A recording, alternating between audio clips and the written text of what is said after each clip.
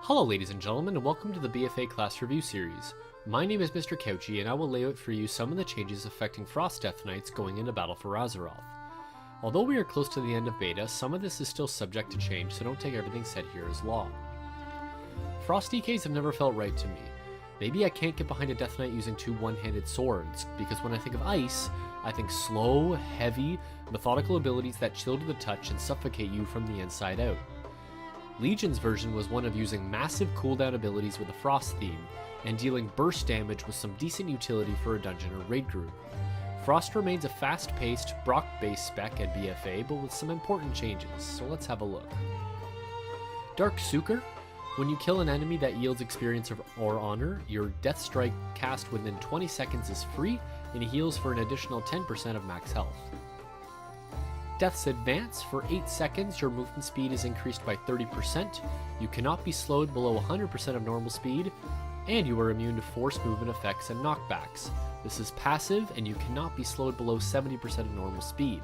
The cooldown is 45 seconds. Raise Ally. You pour dark energy into a dead target, reuniting spirit and body to allow the target to re-enter battle with 60% health and 20% mana, and the cost has been changed from none to 30 runic power. Empower Rune Weapon. You empower your rune weapon, gaining 15% haste and generating 1 rune and 5 runic power instantly and every 5 seconds for 20 seconds. The cost has changed from 25 runic power to none, and the cooldown changed from 3 minutes to 2 minutes. Icebound Fortitude reduces all damage you take by 30% for 8 seconds. Your Mastery Frozen Heart increases the damage of your frost damage abilities by 1%. Pillar of Frost. The power of Frost increases your strength by 15% for 15 seconds. Each rune spent while active increases your strength by an additional 1%. The cooldown has been changed from a minute to 45 seconds. Runic Empowerment. Each runic power you spend has a 2% chance to instantly gain a rune. Death Strike. Death Strike's healing is increased by 40%. You have a bunch of talents that have been removed. Abomination's Might, Freezing Fog, Hungering Rune Weapon, Obliteration, Shattering Strikes, Volatile Shielding, and Winter is Coming are all gone.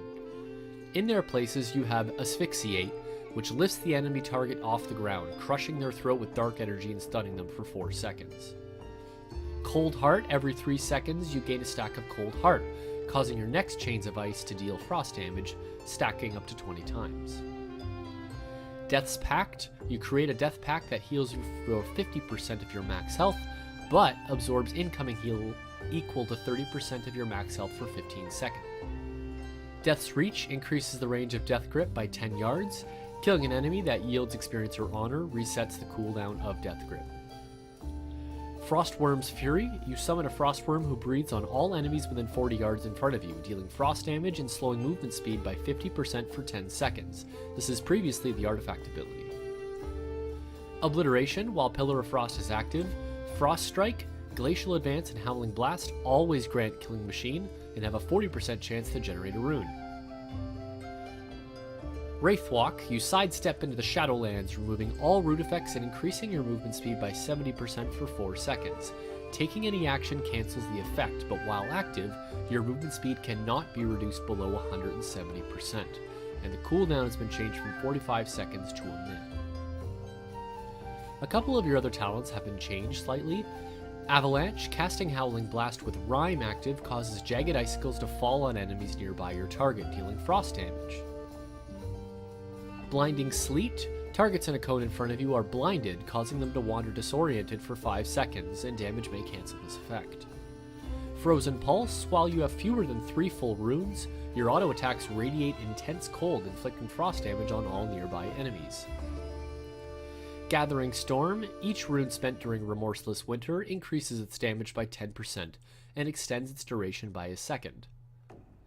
Glacial Advance. You summon glacial spikes from the ground that advance forward, dealing frost damage and applying Razor Ice to enemies near their eruption point. The cost has been changed from none to 30 runic power, and the cooldown changed from 15 to 6 seconds. Horn of Winter. Blow the Horn of Winter, gaining 2 runes and generating 25 runic power. Icy Talons. Your runic power spending abilities increase your melee attack speed by 5% for 6 seconds, stacking up to 3 times.